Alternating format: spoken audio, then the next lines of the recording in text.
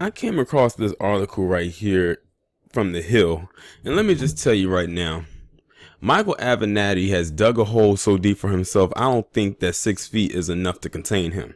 He's gone down a few more feet, and he has pretty much put himself in a situation where he cannot get himself out of it. And to be honest, I hope he does not ever recover from this.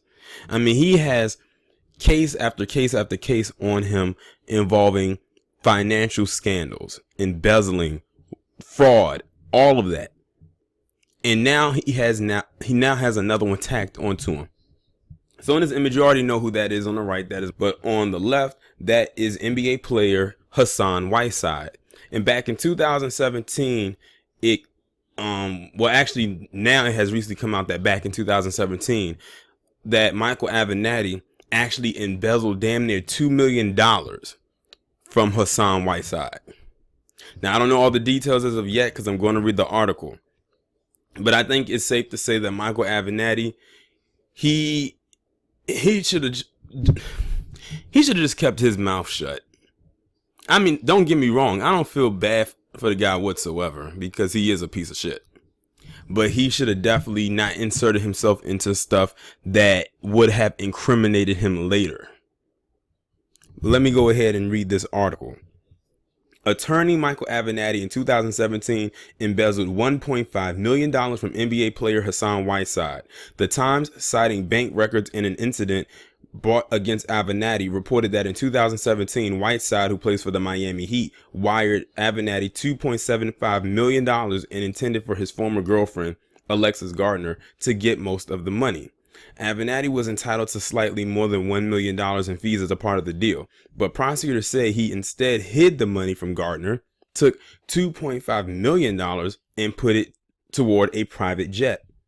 We entered into a mutually agreed upon settlement more than 2 years ago following the end of our relationship, a settlement that reflected Alexis's investment of time and support over a number of years as Hassan pursued a career in the NBA. It is unfortunate that something that was meant to be kept private between us is now publicly reported. We have both moved on amicably and wish nothing but the best for each other. Avenatti told The Hill in an email that there was never an embezzlement of any monies. I look forward to all the details coming out regarding Hassan Whiteside's settlement, the money received by the client, the money deducted for fees and costs, and the reasons why he paid the money. I especially look forward to the inquiry at the NBA and its commissioner, he said on Twitter. After he allegedly embezzled the money from Whiteside, Avenatti told Gardner he would pay out the money she was owed in monthly installments over the course of 8 years. Avenatti ultimately made 11 payments to Gardner that totaled about $194,000 before the payments stopped in June 2018. Avenatti then began deceiving Gardner, claiming that Whiteside was skipping payments. Avenatti told the Times that Gardner received far more than $194,000 and said he would prove that at trial. We paid living expenses and other expenses for a long period of time as well. Earlier this month, prosecutors in California announced a 36-count indictment against Avenatti on charges that include perjury, fraud, failure to pay taxes, and other financial crimes. That indictment alleged that Avenatti stole millions of dollars from clients. I don't think there's any way that he can possibly weasel his way out of any of the claims that are against him. The odds are not in his favor right now. The stack is already built up against him. The guy is a fraud. He needs to have a mugshot and he should be on trial to go to jail. But I think I know what they're doing.